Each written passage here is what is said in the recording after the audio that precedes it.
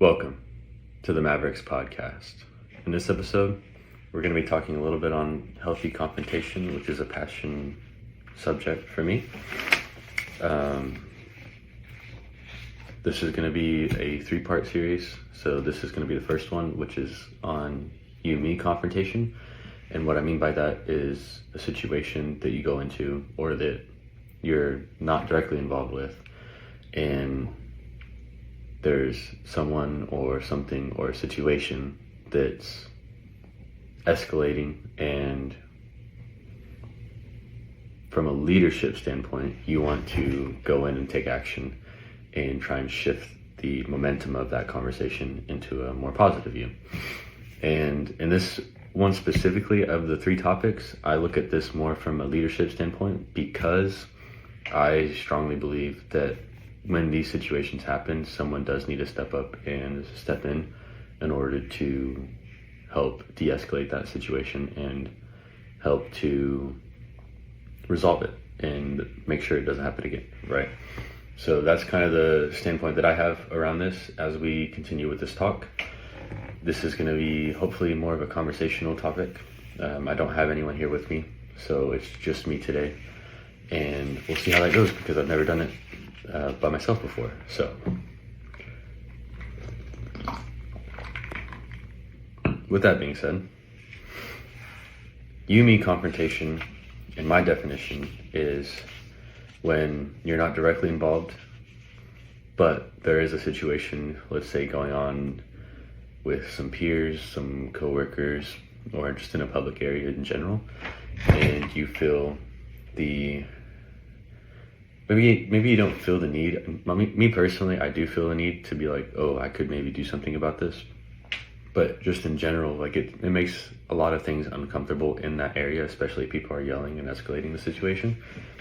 So in my opinion, this is, at least from my experience and what I've put together, something that I think is a positive way to combat that and make it die away or go away in a smoother manner.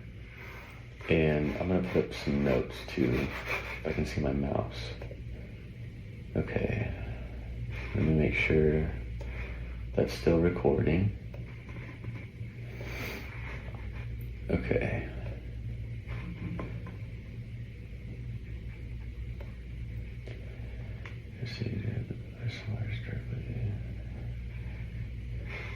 Okay, cool.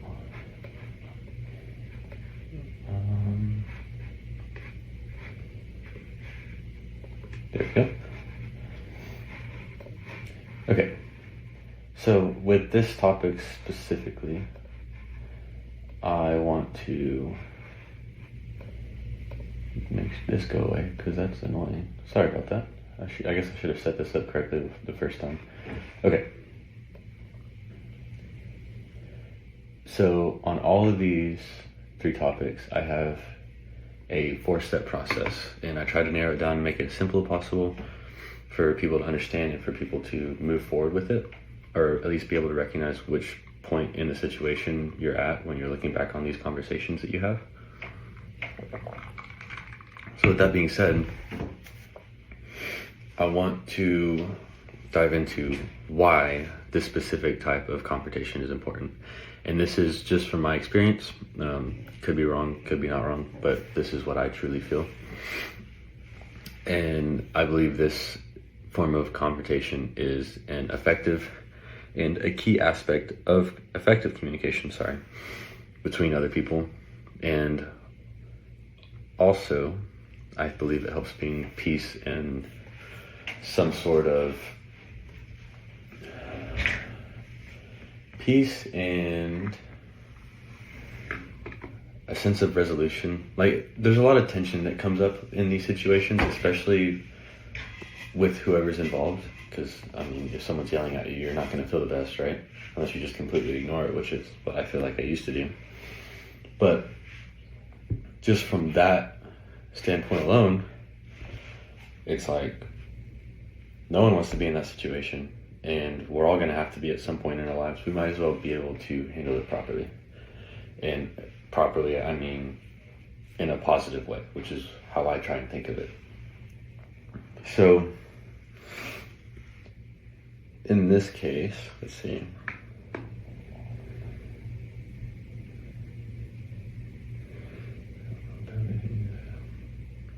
This is what I have written down, I guess, as of right now, so you guys are in the loop too.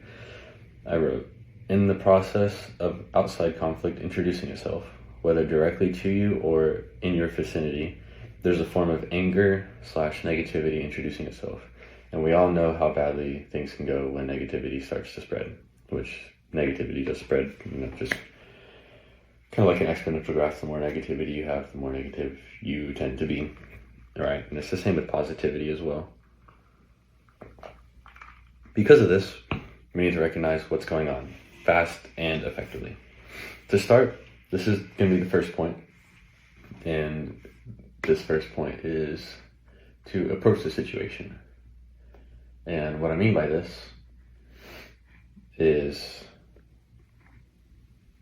to solve a problem, you have to first realize there is a problem, and that's in any situation, right? So if there's a problem, we want to know that there is a problem so that we can figure out what the problem is and then also resolve it later. So in this case specifically, it can be very abrupt and very explosive, like someone yelling or throwing hands. And it also can be something subtle, like let's say in a workplace when someone's starting to be quiet when they're not typically quiet, there could be something stirring and it could prompt someone closing themselves off for some reason. So, you might not know exactly what's going on, but there's a shift. You can notice a shift in the frequencies, or at least I do. And once you notice that shift, it's usually like, okay, something's going on. What can we do to figure out what it is and then see if there's a way that we can solve it and help it be better in the future, or at least completely resolve it in general, right? Because typically tension just comes from a lack of expression that feels like, or that person feels like should be expressed. So, for instance, this is one of the topics that we'll go into later in another episode. Internal confrontation or internal conflict. I can't remember what it was. In that situation specifically, you're looking back on yourself as if it's like you have something that you want to say and you're prompted to say it, but then you choose to hold back. So it's kind of that situation. And when people do that, it tends to cause tension unless they don't really care, and then it goes away. So that's kind of what I'm talking about there. So when we approach the situation, whether disruptive or subtle,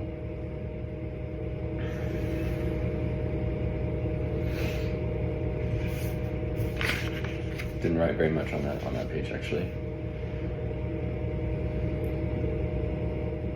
We want to try and notice the tension. So whether it's big, explosive, like the bar example or the restaurant example, whichever one you want to look at, or small and subtle like the workplace, you want to be able to approach the situation. And kind of what I do is once I notice that something is going on, I try and find a way to ease myself into it subtly, I guess. So whether it's a workplace environment, in this case, if I see someone who's a little upset or a little on the unhappy side, I will make an attempt to approach in a way that seems friendly, which obviously I want that to be friendly. I'm not just trying to invade and figure out what's going on for my betterment. I genuinely want to help, right? So the idea is to approach the situation to kind of get a read on what's going on so that you have a better look at what could happen. The next step, the first step is pretty simple. It's just mainly recognition, which is kind of how a lot of these are going to be. But the biggest thing is we want to recognize what's going on, and because if we don't, then we have no idea, for one, what's going on, and two, how it could potentially be a problem going forward, and we want to solve the problem. So we have to notice the problem first. Anyways, step 2 is going to be building a connection. And the reason why I say connection specifically is because you don't want to just go into a situation and start speaking and be like, hey, you need to be doing this, this, this, and this, because that's just going to prompt more anger, especially if they're already upset. Or you could say, when you go to up to a coworker, and the other example, and just be like, hey, you're not performing well. I can tell that you're backed off. You need to get your shit together. Excuse my language. So that could be a thing. And there's no possible really positive reaction that can come out of it, because you're approaching the situation negatively, or at least in my opinion. And we want to not do that. We want to approach it with some sort of positivity, and we want to have that connection built, because it just makes everything a lot easier, and it also allows for possible new friends and possible just better life in general when you start connecting with people.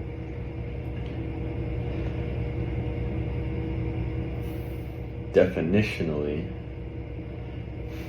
when we go into the situation and try building or start building a connection, we want to understand what their perspective is. Whoever is, we can say, having the tension or closing themselves off, so we understand why they're doing that, why they're doing that specific action. So we want to have a sense of curiosity and active listening, which I think is a great combination for most things in life. But if you can have a sense of curiosity around the situation and just ask questions, obviously not prying too much, but implementing like active listening, like I'm saying, active listening, so you're listening to what they're saying and you're trying to put the pieces together, but also you're asking questions and staying curious in a way that helps them feel heard, but also in a way that maybe brings you guys closer to solving the situation. And I want you look at this as it's me and them versus the problem, rather than me versus them and the problem, or them versus me and the problem. So we don't want them to view us as if we're part of the problem. We want them to understand and try and get them to the point of understanding that we're trying to help you find a solution. We're not just trying to bombard you or shut you down completely.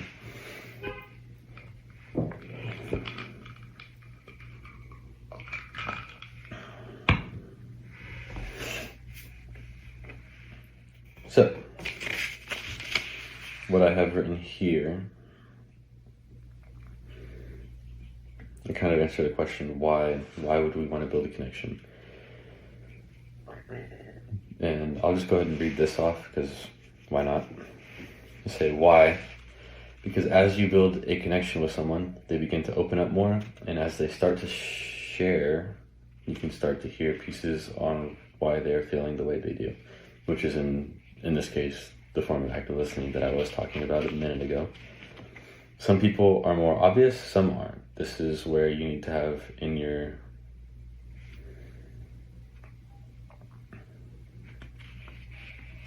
I actually don't know what this is, but it's basically, this is where your active listening skills come in, right? Because you want to be able to tell, especially if they're very, very subtle, you want to be able to tell whether or not, how angry they are, how upset they are, what can be possibly done with the situation to make it a little bit better. And in quotes, I have, you only get right by risking being wrong. So you only get things right if you risk being wrong, which means in the process of doing this, you're probably going to make a lot of people upset at first.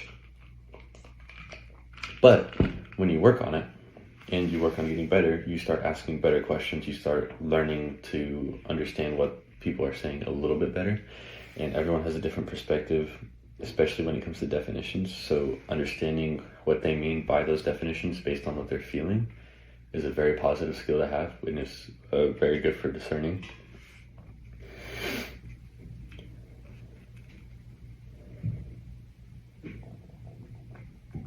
The next thing is just about the curiosity of part of things.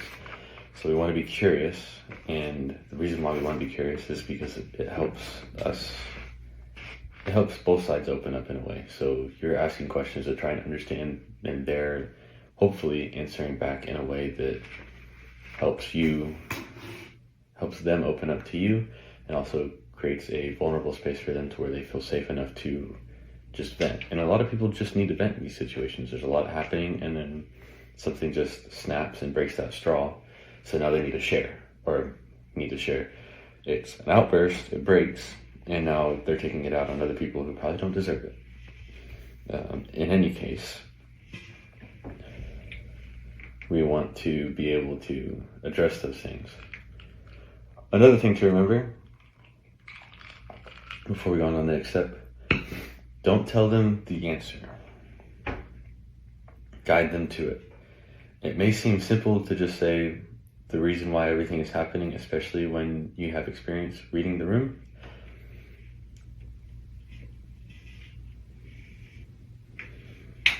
I completely butchered that, actually. No one really learns from you telling them to do something. And what I mean by that is, yeah, if you tell someone to do something, but they do it, and they don't question, they don't do anything, maybe it's a good little henchman. But in this case, we don't really need a good little henchman. We need someone who understands why the situation needs to come to a halt or why it needs to be resolved. And in my experience, it's easier. I've had a lot of pushback just trying to tell people the answer rather than helping them understand why the answer is the answer. And that comes from laying out pieces in front of them for them to put together, whoever these people are. And in the process of laying those pieces out, they're putting the pieces together by themselves, but you're just kind of a guide. So like a little breadcrumbs, right? We're laying out these little breadcrumbs for them, and then they're kind of following behind. And then eventually they get to the end, they find a solution. And then we're all better for it. But it sticks with you. It sticks with you more when you put the pieces together yourself rather than when someone else puts the pieces together for you. It's just kind of like taking a back seat and letting someone drive off. You're like, oh yeah, just take me here, but I don't really care how we got there. You don't really remember much of it, right? Especially when you're driving, so like an Uber or something. But if you're directly involved with the process of getting there, especially if you have to look at a map or figure it out on a GPS without plugging it in, because that's basically like backseat driving, you're just following what the line says. If you have to figure it out yourself, there's a certain emotional attachment that comes with that. And because of that emotional attachment, it slowly kind of downloads in your brain and you remember it more. You remember it better. Whereas when we're just taking that backseat drive, we zone out a lot. And especially in my experience, and I've heard other people say it too, when you're in that sort of mode, you don't really pick up on your environment. Like you're outside, and you blink a couple times, and then all of a sudden you're 30 minutes down the road, and you're like, what the heck happened? I don't even remember the last 30 minutes, right? So it's kind of it's that perspective, I guess I would say, is you want to kind of have them in the front seat. You just kind of laying out the step and then letting them figure out what that step is and letting them see that breadcrumb to move them forward, right? Then this takes us to the third point: collaborate to find a solution. And with this one specifically, this is when we start moving past that connection. And now that we understand what's bothering them, what's going on in the situation, and why, let's say, why they have that tension built up, why they don't feel like they can share their emotions, maybe their boss makes them feel like not safe enough, or there's going to be some sort of repercussions for sharing their emotions, or in the case of the bar example, maybe they just had a really bad day and someone said something and it snapped and all of it came out at once. Either way, now that we understand the situation, we want to collaborate to find a solution. And I say collaborate because it's kind of the same concept. We don't want to just give them the answer because that's not helpful. I mean, if they listen and they go away, then it's solved, I guess, temporarily, but they don't understand why it's a solution, and we want them to understand why it's a solution, or why this works and what they were doing doesn't, because then it sticks with them, and we want that to happen so that we can solve something more permanently rather than just slapping a band-aid on it. So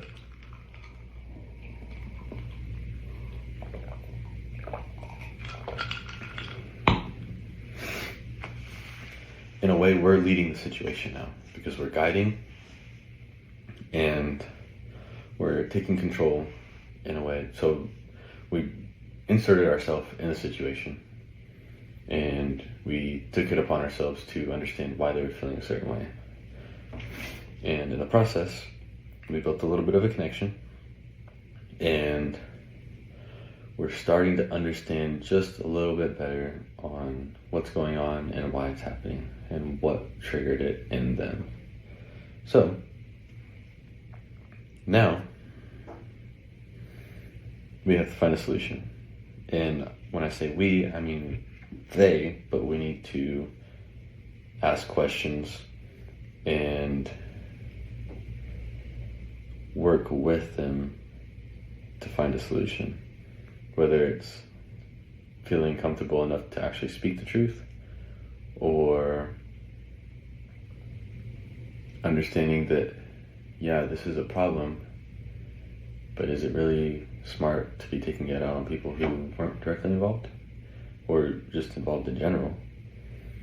And I think that most anger-filled situations can be solved without violence, especially if you have communicational skills. So, I just had to sneeze for a second. It went away. Anyways, we want to be part of the solution. We don't want to be seen in other people's eyes as part of the problem. And that's what I was kind of mentioning earlier. And in order to do that, we need to be that guide. We need to guide them effectively and help them realize what that solution is, which I already said that before. I'm repeating myself, but I didn't realize I had already spoken on it on this paper. So that's my fault. Anyways, we want to keep going back and forth. We want to, keep listening and then also repeat in a way back. So like summarizing kind of what I've been doing when I'm talking about a subject, and then I go to the next subject, and then I'm kind of recapping. We want to do that while we're in that situation as well, which is going to be part of the last step. But as we're going through the conversation, we want to do that, especially when we make significant progress forward. So we make a progress forward, we make a jump forward, and we want to be able to tell them, say, hey, well, this is what we just figured out. Do you agree? And then see what they say, and then from there, move forward, right? And we want to keep doing that over and over and over again, even if it's a small step. Either way, we're still working towards a solution, and that takes us one step closer to everything being resolved. Now, the last one, the fourth step, anchor the moment. And what I mean by this is we want to make sure that it's remembered in both their brains, or just that person. And we also want to make sure it's remembered in our brains. So we need to be able to go over the situation briefly together, and maybe you ask the question, is this necessary, or why is this necessary? The answer is no, it's not necessarily necessary. Well, that was a weird tongue twister. It's not necessary specifically, but what this does do is keep the door open for connection to stay. It also helps to make sure that both parties understand the solution that happens to come out of the situation. It also helps narrow down all the distractions, and I can't read my handwriting actually. Hold on. I feel like I'm just trying to read off the paper, which I kind of am, but it's narrow down all distractions and reignite what the solution really is and why it's decided. So in a conversation, just kind of like this, when we're talking, when I'm talking, there's going to be points and moments where I get sidetracked and I'm off topic, but then I'm going to come back to the topic and get back onto the points that really hit home.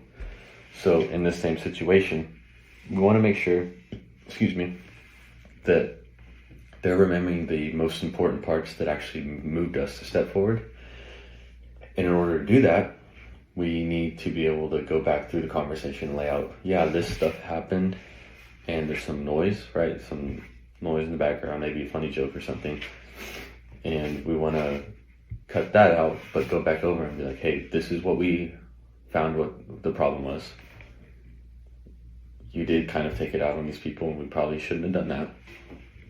Then you go forward, and it's like, these are the possible steps to the solution that we did find. And maybe we can start taking those steps, or what step we are on specifically, and see if we can make steps forward towards the right answer after that.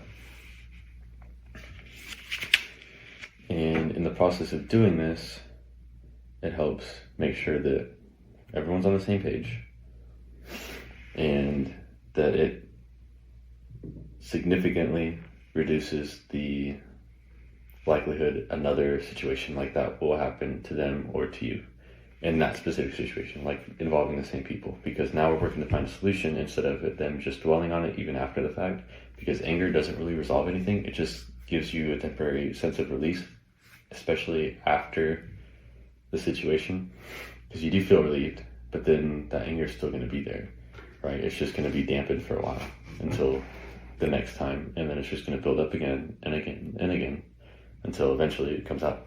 So we want to be able to solve it right then and there to a degree, right? We want to at least put them on the right path. So with that being said, doing that at the end helps actualize everything, which means put everything into a solid perspective, or at least in my opinion, put everything into a solid perspective that everyone understands and that can be used to move forward. And doing that, it is very, very helpful for relieving the tension and also addressing any sort of situation that you could have with someone in the future. So, with that being said, that is going to end this specific kind of crash course. I know it's been about 30 minutes, and I feel like I'm really struggling to breathe right now. I don't know if y'all can hear that, but it's very interesting. I don't know. I would love for you guys to tell me if you like this kind of content, or if you want me to keep it to where it's 2 people at a time, or if you do like the solo content, absolutely just let me know, and I will start doing these more often. I've been scared for the longest time to do these because I didn't know how I was going to be able to hold a conversation this long. But honestly, 30 minutes is not bad for trying to put something like this together by myself. And I still feel like I'm genuinely having a conversation with someone, which I didn't expect at all. I thought it was going to be more dry and more like the beginning with Talks with Mav when I first started doing that. That was weird, actually. And so many people have been showing me the footage of that, and they're like, holy crap, look, I just saw this from like a year ago, or 2 years, or a year and a half ago, something like that. And I look back at them, my face just squeezes inwards, because I just don't want to look at it. And I also didn't have a beard back then, so I'm like, dude, I look like just a little baby. And I kind of hated it. But anyways, I hope you guys enjoyed this. Just let me know what you guys think, and we'll keep continuing forward. I will probably be doing more of these even if you don't like it. So whoever doesn't like it, sorry, but I enjoy it, honestly. If I could learn how to control my breathing a little bit better, because I feel like I'm not breathing in between. But anyways, you guys have a great rest of your night. Thank you guys for tuning in.